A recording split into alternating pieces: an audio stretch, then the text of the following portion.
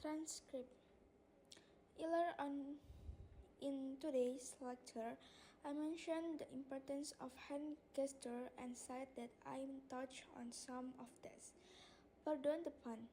Hand gestures are, of course, often culturally bound and can vary from group to group. But there are a few of them which, if not universal, are very common indeed around the world. I'd like to focus on the history of four gestures, in particular the salute, the thumbs up, the high five, and the handshake. The salute, a gesture most associated with the military, may have originated in the 18th century. The Grenadier Guards, one of the oldest regiments of the British Army, used helmets in the form of cannon. These were held in place by chin straps. It was difficult to raise your helmet when greeting someone, so the soldiers simply touched their head with one short movement of the hand before quick putting it back down again at their side. The thumbs up gesture apparently goes back a lot further. It's widely believed that this gesture goes back to Roman times when gladiators fought in front of the emperor and eager crowds in the Colosseum. The fallen gladiators' fate was decided by the audience if they felt he had fought well.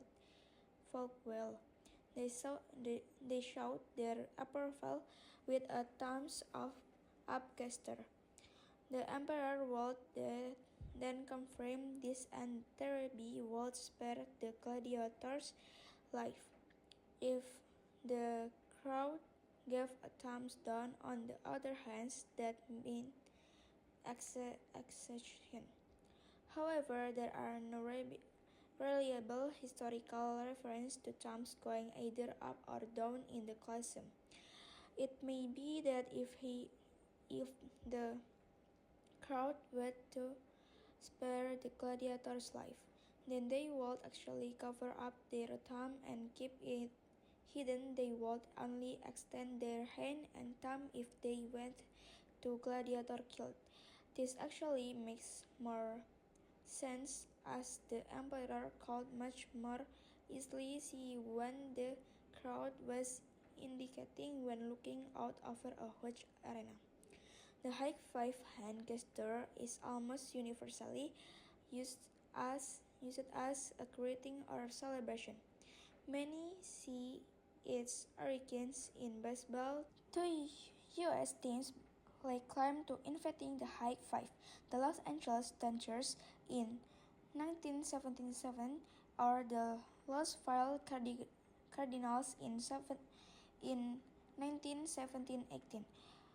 It's quite likely that it was neither, and the gesture might have a much earlier origin again. It is very similar to a 1920 as just age gesture known as the low five of giving skin.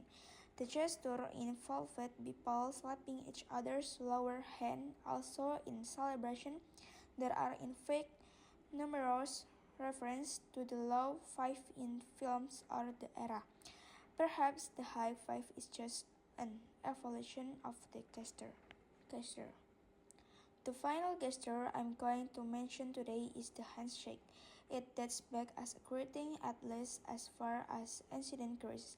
In the Acropolis Museum in Athens, the base of one of the columns shows goddess Hera shaking hands with Athena, the goddess of wisdom and courage. It's thought that shaking hands rather than bowing or courtesying show both parties as equals.